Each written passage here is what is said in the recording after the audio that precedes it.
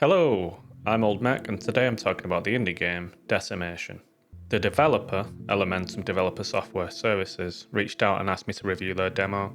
I always enjoy when devs ask me to try the games, so I said yes. Just a quick note, there's no in-game music featured in this video due to licensing restrictions from the developer. Anyway, Decimation is a sci-fi tower defense game that also includes a controllable hero character in combat, and since I've never really played tower defense games before, this was my first proper experience with the genre.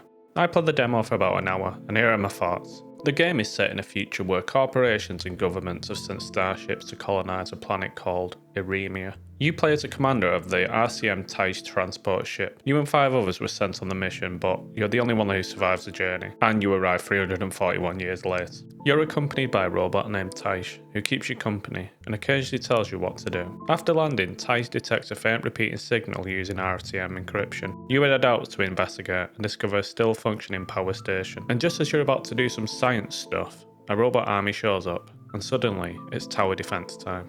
If you've played tower defense games before, you'll already know the drill. If not, like me, here's the basics. You build turrets and place them strategically around the map. Each turret costs money, so you have to be smart with your choices. Your goal is to destroy waves of incoming robot enemies while protecting your objective. For every enemy you defeat, you earn more money, which you can use to build new turrets or upgrade existing ones to increase their effectiveness. You can also speed up the game if you want to push through waves faster, which I definitely used once I got the hang of things. You also meet Iris de la Vega. I don't know if all tower defense games do this, or if this is a new thing, but you also get to control her as a hero character on the battlefield, which is quite cool, but not as cool as melting robots with a wall of laser turrets.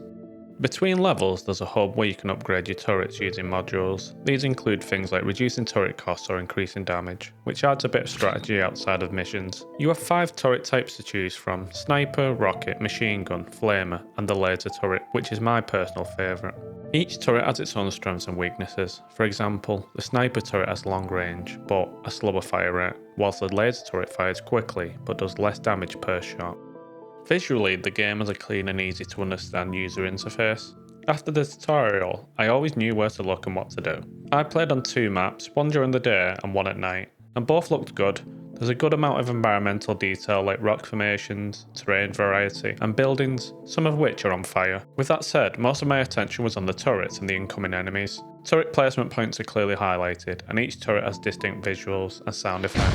The rockets and lasers in particular sound great. Enemy design is fairly simple. You've got things like spider-like robots and flying missile units. They're not super detailed, but it works for an indie title. What I did like was the big tanky robots.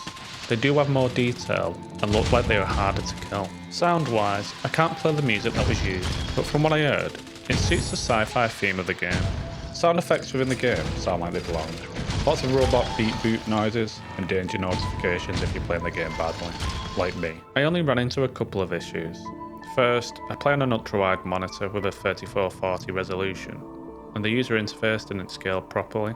Some text was off screen, so I had to adjust the resolution. The second issue was the game did crash once during my playtime, but aside from that, performance seemed stable. If you're already a fan of tower defense games, this is definitely one to keep an eye on. And if you're like me and new to the genre, the demo is a good way to see if this style of game clicks with you. I enjoyed my time with it, and it's made me interested in trying more tower defense games in the future. I'll leave a link to the demo below, and if you want me to review your game demo, drop a comment and I'll take a look. Also, if you've got any tower defense recommendations, let me know. Thanks for watching.